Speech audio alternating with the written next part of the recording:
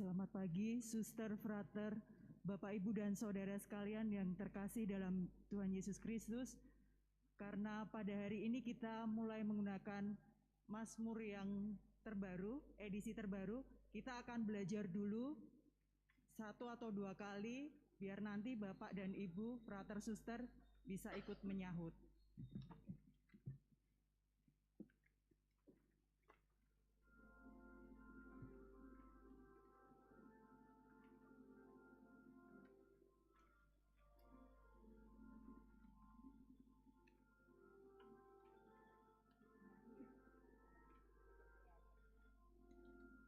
Berbahagialah bangsa yang dipilih Allah menjadi milik pusakanya. Berbahagialah bangsa yang dipilih Allah menjadi milik pusakanya. Ulang 1 kali lagi.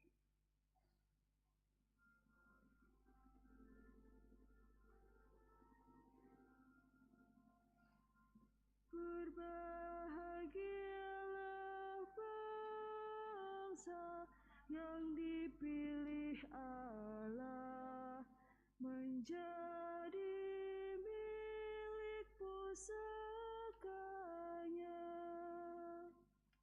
Berbahagialah bangsa yang dipilih Allah menjadi milik pusakanya.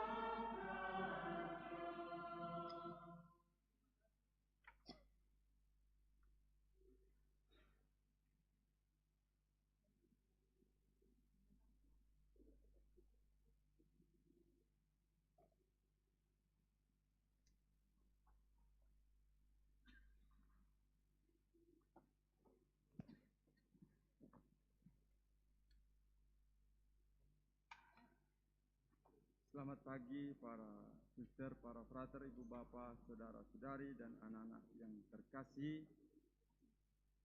Kami menyampaikan pengumuman gereja hari Minggu biasa ke-19 7 Agustus 2022. Yang pertama, petugas liturgi minggu depan,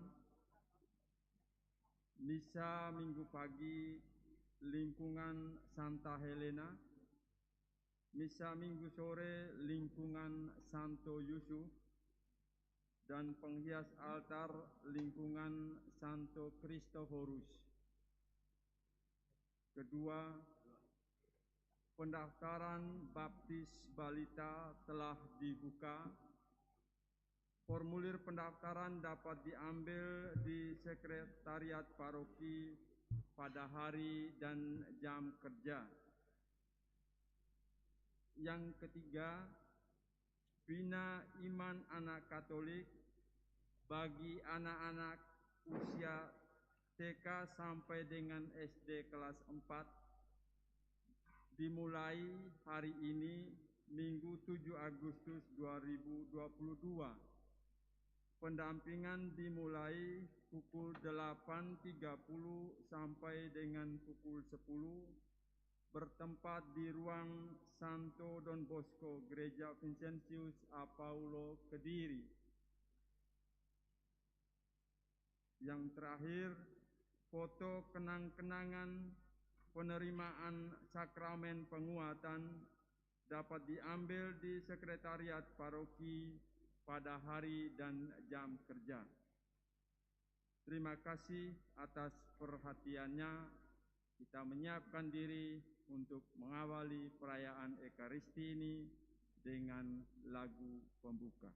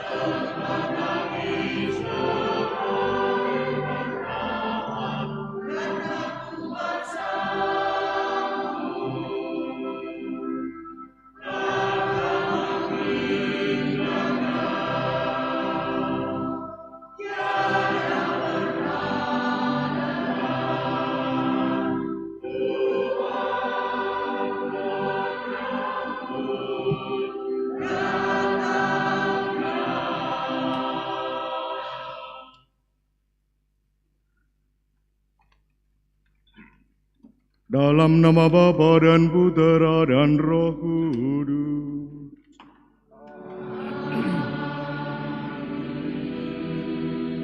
Tuhan bersamamu.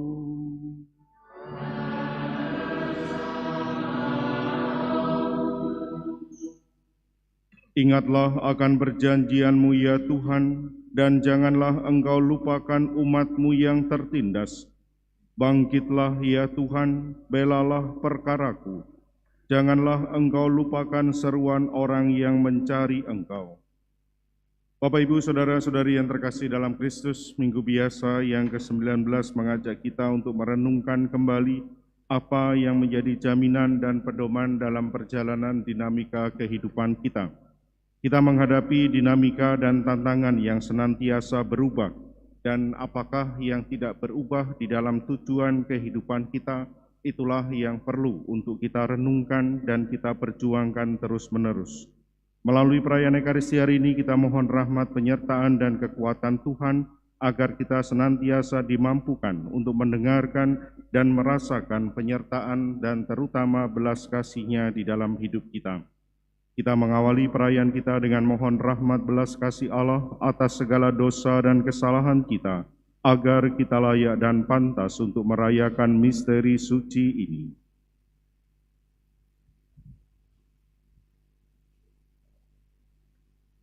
Kita ungkapkan tobat kita bersama-sama.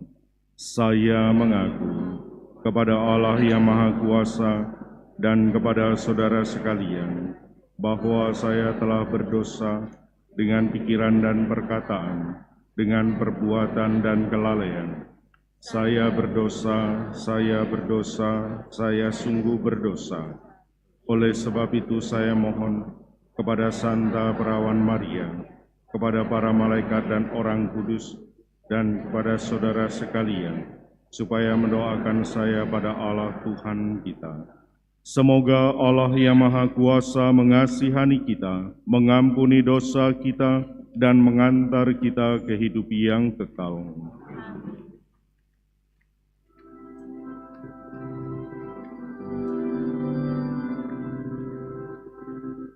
Tuhan, kasihanilah kami.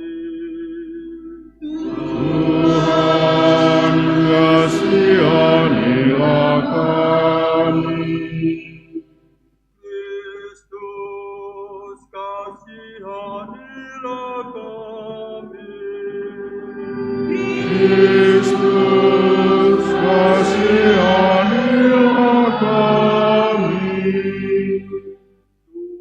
Tuhan, kasihanilah kami. Tuhan, kasihanilah kami.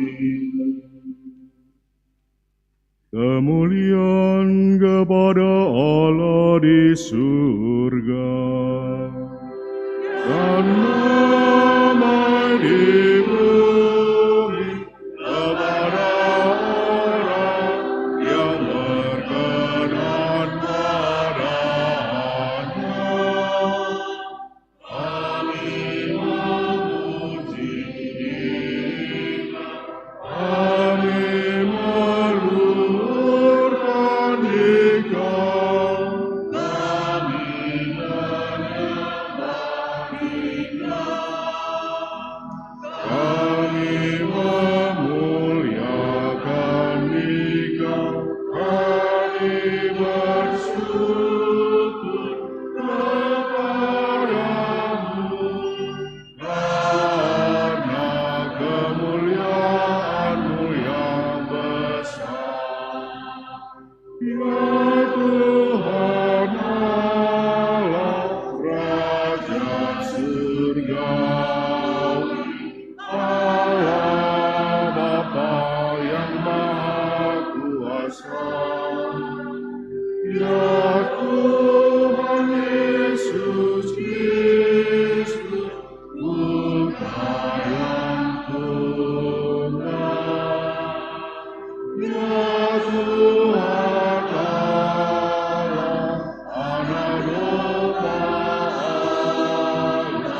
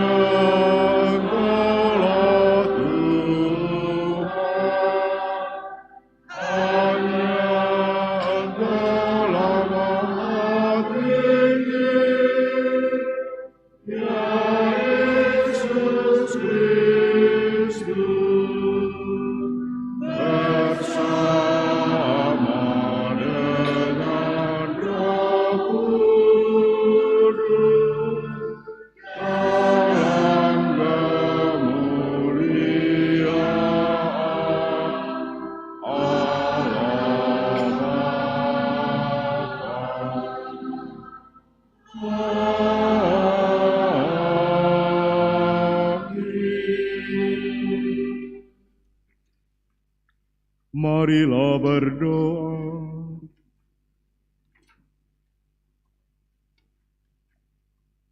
Intensi misa hari ini, mohon penyertaan dan kekuatan Tuhan bagi Bapak Heru Wibowo yang sakit ginjal.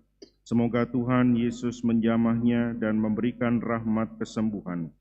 Kita berdoa juga untuk Stefanus Pretoil Maran yang telah dipanggil Tuhan.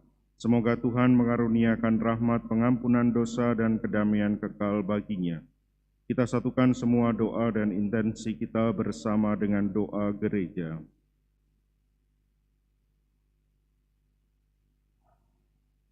Allah Bapa Pencipta alam semesta, Engkau berkenan membangun kerajaan-Mu di tengah-tengah kami. Kami mohon, jadikanlah kami hamba-hamba yang setia untuk melaksanakan tugas dan tanggung jawab kami, baik dalam keluarga, gereja, maupun masyarakat. Dengan pengantaraan Yesus Kristus Putra-Mu, yang bersama Dikau dalam persatuan Roh Kudus, hidup dan berkuasa, Allah sepanjang segala masa.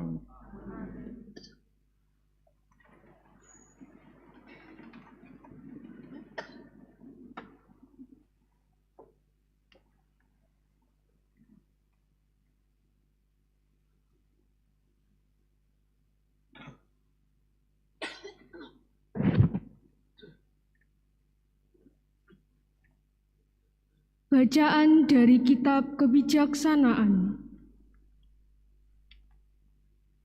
Malam pembebasan telah diberitahukan lebih dahulu kepada nenek moyang kami, supaya mereka benar-benar insaf akan sumpah yang mereka percayai dan menjadi berbesar hati.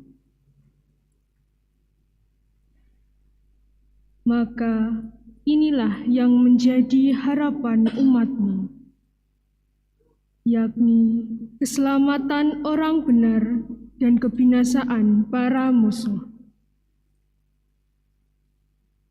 Sebab dengan satu tindakan yang sama, Engkau telah menghukum para lawan dan serentak memuliakan kami, setelah kami Kau panggil kepadamu.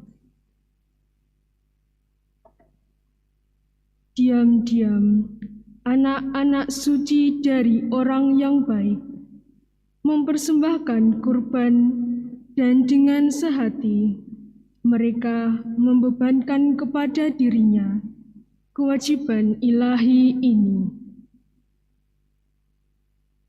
Orang-orang suci akan sama-sama ambil bagian baik dalam hal-hal yang baik maupun dalam bahaya. Dan dalam pada itu, mereka sudah mulai mendengungkan lagu-lagu pujian para leluhur. Demikianlah sabda Tuhan.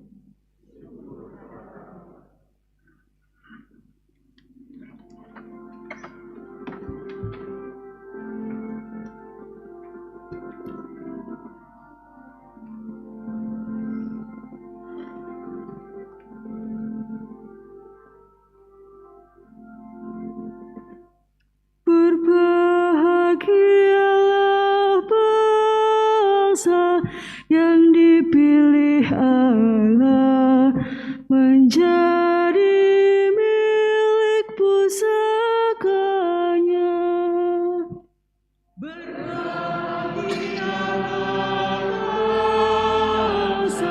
Yang dipilih Allah menjadi milik pusakanya. Bersorak-sorailah dalam Tuhan, hai orang-orang benar, sebab memuji-muji itu layak bagi orang jujur. Berbahagialah bangsa yang Allahnya tunggal, suku bangsa yang dipilih Allah menjadi milik pusakanya.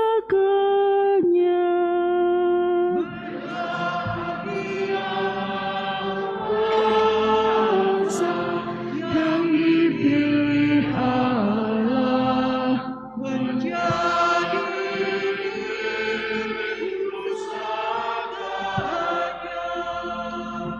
sungguh mata Tuhan tertuju kepada mereka yang takwa, kepada mereka yang berharap akan kasih setianya.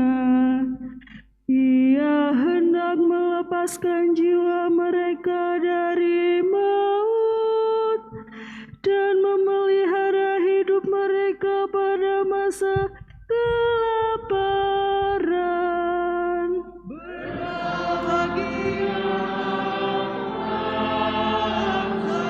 Yang dipilih Allah menjadi milik pusakanya. Jiwa kita menanti-nantikan Tuhan, Dialah penolong dan perisai kita. Kasih setiamu ya Tuhan, kiranya menyertai kami, seperti kami berharap kepadamu.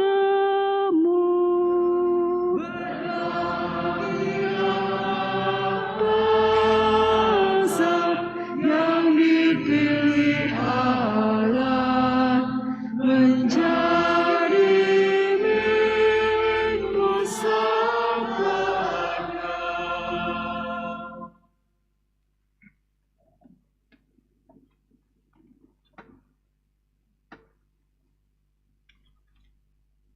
Bacaan dari surat kepada orang Ibrani.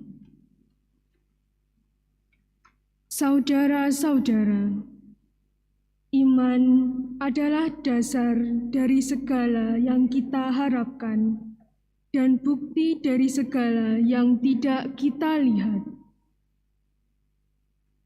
Sebab oleh imanlah telah diberikan kesaksian kepada nenek moyang kita. Karena iman, Abraham taat ketika ia dipanggil untuk berangkat ke negeri yang akan diterimanya menjadi milik pusakanya. Ia berangkat tanpa mengetahui tempat yang ia tuju.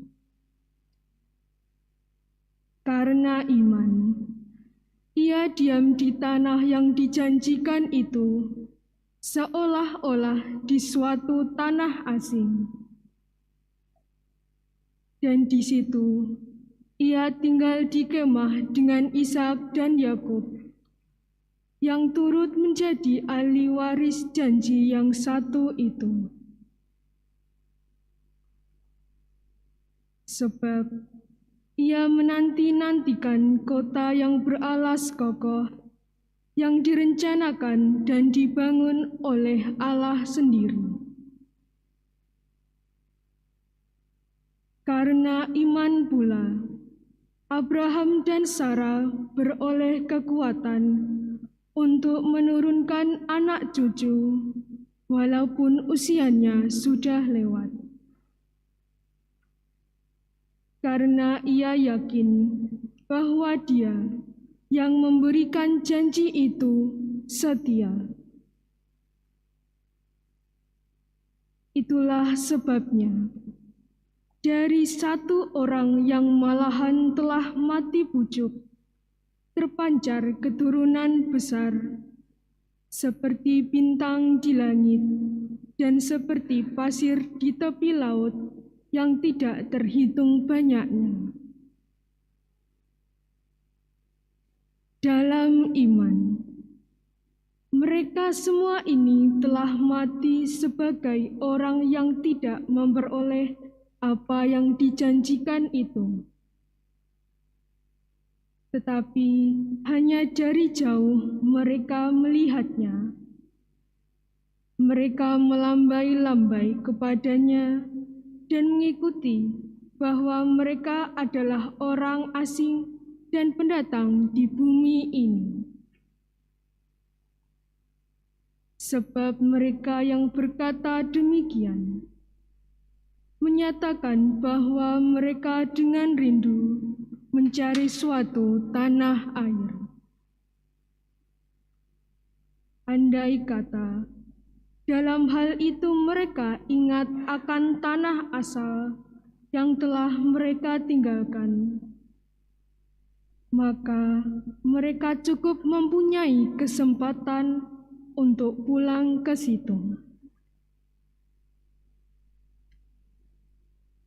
Tetapi yang mereka rindukan adalah tanah air yang lebih baik, yaitu tanah air surgawi. Sebab itu, Allah tidak malu disebut Allah mereka, karena Ia telah mempersiapkan sebuah kota bagi mereka. Karena iman, Abraham mempersembahkan Ishak tatkala ia dicobai. Ia yang telah menerima janji itu, rela mempersembahkan anaknya yang tunggal, walaupun kepadanya telah dikatakan, keturunan yang berasal dari Ishaklah yang akan disebut keturunanmu. Abraham percaya bahwa Allah berkuasa membangkitkan orang sekalipun mereka sudah mati. Dan dari sana, ia seakan-akan telah menerimanya kembali. Demikianlah sabda Tuhan.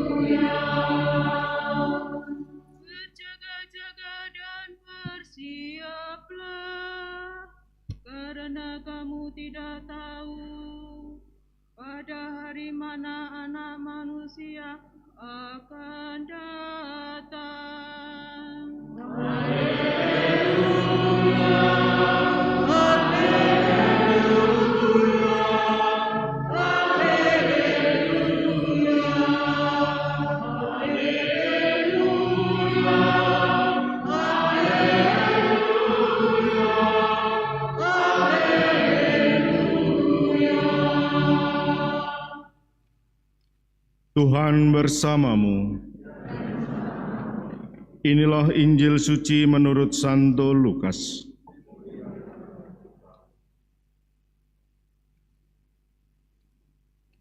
Sekali peristiwa, berkatalah Yesus kepada murid-murid-Nya, "Janganlah takut, hai kamu kawanan kecil, karena Bapamu telah berkenan memberi kamu kerajaan-Nya.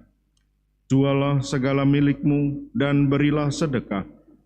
Buatlah bagimu pundi-pundi yang tidak dapat menjadi tua, suatu harta di surga yang tidak akan habis, yang tidak dapat didekati pencuri, dan yang tidak dirusak ngengat.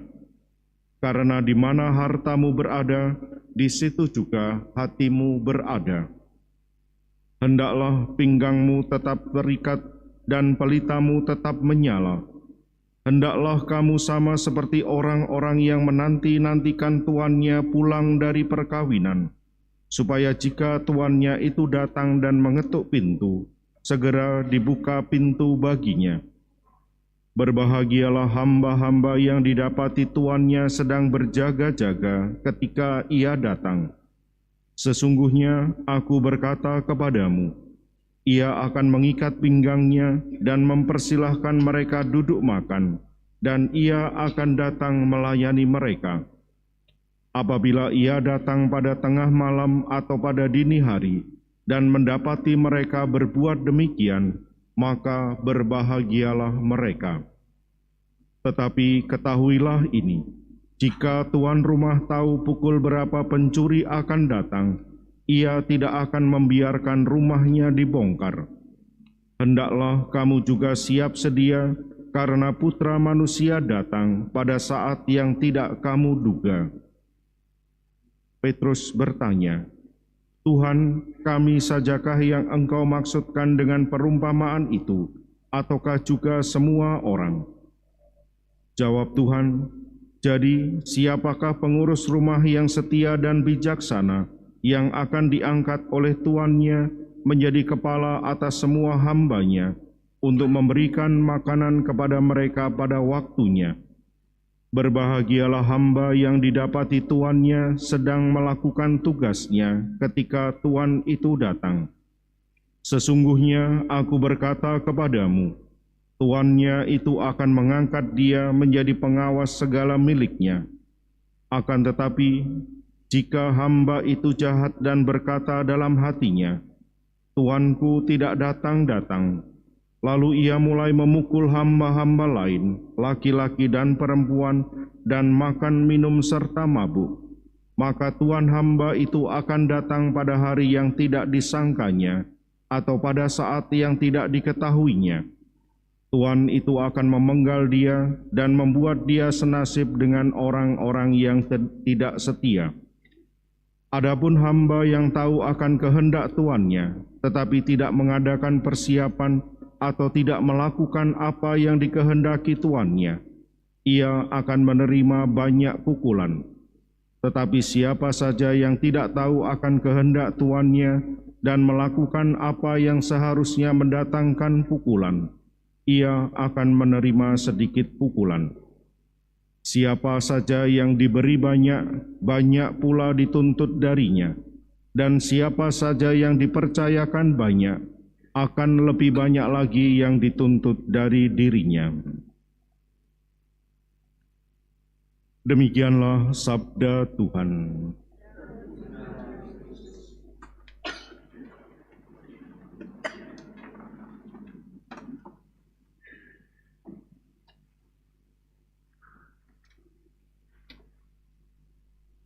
Janganlah kamu takut, hai kamu kawanan kecil. Sabda awal Yesus yang disampaikan kepada kita hari ini. Tetapi apakah bisa kita tidak merasa takut? Bisakah kita tidak merasa khawatir? Bisakah kita tidak merasa was-was? Seolah-olah takut, rasa khawatir, ini adalah sebuah bagian dari hidup kita. Kita tidak bisa menghilangkan sama sekali. Ada banyak hal yang bisa kita daftar. Apa saja sih yang membuat kita khawatir? Apa saja yang bisa membuat kita takut? Secara nyata, ketika orang tua memikirkan anak, bagaimana anak dipersiapkan, bagaimana anak ini nanti untuk menghadapi masa depan, tentu walaupun persiapan itu sudah dilakukan dengan sangat baik, sangat matang, tentu rasa khawatir itu masih muncul. Tetapi ketika Yesus hari ini mengatakan kepada kita, janganlah takut hai kamu kawanan kecil. Sebenarnya apa yang dimaksudkan oleh Yesus kepada kita? Terlebih ketika menyebut kita semua, para muridnya waktu itu, "Hai kamu kawanan kecil." Apakah hanya sekedar bahwa ya karena kita, terutama pada saat ini, kita di negara kita masuk dalam hitungan minoritas. Apakah kawanan kecil yang dimaksud adalah hal semacam itu? Atau adakah hal-hal yang lain? Tetapi kalau kemudian kita bertanya, rasa takut, rasa khawatir, rasa was-was yang ada dalam perjalanan hidup kita, sebenarnya itu semua berawal dari mana? Dan akan ketika rasa takut, rasa khawatir itu, apakah kemudian bisa mendorong kita, memberi kekuatan bagi kita untuk berbuat sesuatu? Dan memang dalam banyak peristiwa, rasa khawatir, rasa takut bisa saja kemudian mendorong seseorang untuk melakukan sesuatu. Walaupun bisa saja kemudian yang sudah dilakukan karena dorongan rasa takut itu ternyata di kemudian hari disesali. Karena memang tidak sesuai dengan akal budi, karena tidak sesuai dengan kehendak bebas yang dianugerahkan Allah kepada manusia yang dikatakan sebagai makhluk tertinggi. Lalu ketika hari ini kita mendapati sabda Tuhan yang disampaikan, "Janganlah kamu takut, hai kamu kawanan kecil." Tentu bukan hanya sekedar soal bahwa kita adalah kelompok minoritas, bukan hanya itu saja. Dan kita perlu bertanya, rasa takut, rasa khawatir itu berawal dari mana? Dan Yesus hari ini memberikan sebuah perumpamaan, seperti orang yang berjaga-jaga menantikan tuannya. Dan disitulah kita bisa belajar, sedikit belajar. Kalau kita membayangkan bahwa kita sedang menunggu kedatangan, dan dalam artian tertentu ketika kita tidak siap karena berjaga, dan ketika didapati tidak sedang berjaga, kalau sikap itu yang diambil, dipilih oleh sikap hati kita, maka kemudian dalam berjaga, di dalam menanti-nantikan kedatangan, ya tentu saja rasa khawatir itu muncul. Tentu kemudian rasa takut itu ada. Apakah nanti ketika Tuanku datang, aku didapati sedang berjaga? Dan rasa takut, rasa khawatir itu tentu juga memakan energi kita. Kita bisa belajar dari situasi itu. Tetapi lain kalau kemudian ketika sikap berjaga itu disertai dengan sikap hati bahwa Tuanku mengasihi aku mengasihi dia. Dan yang ku nanti-nantikan ketika aku berjaga adalah menyiapkan sesuatu yang baik. Berjaga tentang sesuatu yang baik. Dan Tuanku datang karena mengasihi aku, tentu juga akan membawa sesuatu yang baik. Ketika sikap hati yang demikian ini yang dipilih, tentu akan ada perbedaan besar. Bagaimana aku berjaga, bagaimana kemudian kita melakukan tugas. Dan Yesus memberikan perumpamaan ini kepada kita. Dan disitulah kemudian kita diajak belajar. Sebenarnya ketika rasa khawatir, rasa takut itu muncul, yang memang tidak bisa kita cegah, muncul begitu saja. Kita diajak bertanya, kekhawatiran itu tentang apa? Dan Yesus menegaskan lagi, kalau kekhawatiran itu, kawanan kecil itu yang dimaksud adalah karena keinginan-keinginan kita, karena harapan-harapan kita, menghadapi tantangan, menghadapi tawaran-tawaran perkembangan dunia kita, yang senantiasa menawarkan sesuatu yang baru, dan seolah-olah menjadi makin lama makin baik. Makin lama seolah-olah makin kita butuhkan. Dan disitulah kita merasakan kekecilan diri kita.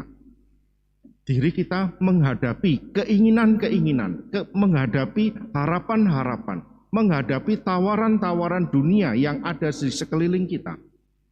Dan Yesus mengingatkan lagi, di mana hartamu berada, disitulah hatimu berada.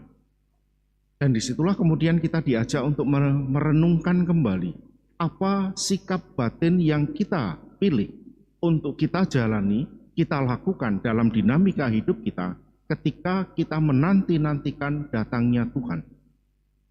Dan disinilah kemudian kita diajak untuk mengingat, walaupun seringkali kita mendengarkan ungkapan, menghadapi tawaran, menghadapi segala sesuatu yang ada di dalam dinamika hidup kita dengan segala perkembangannya. Ungkapan-ungkapan yang sering muncul adalah, ya saya ini kan manusia, saya masih punya keinginan, saya ini kan manusia lemah, saya ini kan bisa jatuh dalam dosa. Ungkapan-ungkapan itu benar adanya. Tetapi kita juga perlu untuk belajar. Ungkapan itu kita maksudkan, kita ungkapkan, kita keluarkan. Apakah untuk membentengi diri kita bahwa aku tidak mau berubah? Karena aku memang lemah, aku bisa berdosa. Maka ketika lemah, kelemahan itu muncul. Ketika kedosaan itu muncul, menjadi sesuatu hal yang biasa. Kita anggap biasa. Padahal Tuhan sendiri mengingatkan kita, Bapamu sudah memberikan kerajaan itu kepadamu. Dengan baptis kita diberi rahmat ilahi. Dengan sakramen-sakramen kita diberikan penyertaan dan kekuatan Tuhan. Lalu apakah kita masih bertahan pada ungkapan itu? Aku manusia yang lemah, aku bisa jatuh dalam dosa. Ungkapan itu benar adanya. Tetapi kita perlu kemudian melihat jauh ke dalam hati kita. Itu kita katakan untuk membentengi diri kita. Karena aku tidak mau berusaha, karena aku tidak mau berjuang, karena aku lebih memilih hal yang biasa itu. Melalaikan apa yang sudah diberikan Tuhan kepada kita. Bapak, Ibu, Saudara-saudari yang terkasih dalam Kristus, hari ini kita sungguh diajak untuk merenungkan kekhawatiran, ketakutan, dan semuanya di dalam dinamika kehidupan kita. Di dalam perjuangan-perjuangan, di dalam usaha yang sudah kita lakukan dan akan kita lakukan. Apakah Tuhan kita letakkan di dalam perjuangan itu? Yesus hari ini mengingatkan kepada kita, Bapamu yang di surga sudah memberikan kerajaan itu.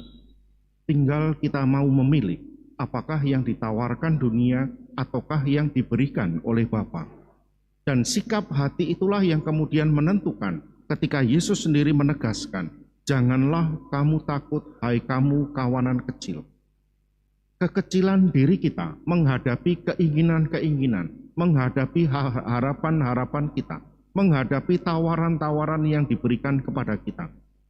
Ketika kita kemudian meletakkan sikap hati, sikap pilihan diri kita, bahwa kita menunggu, kita mengambil apa yang ditawarkan oleh Bapa.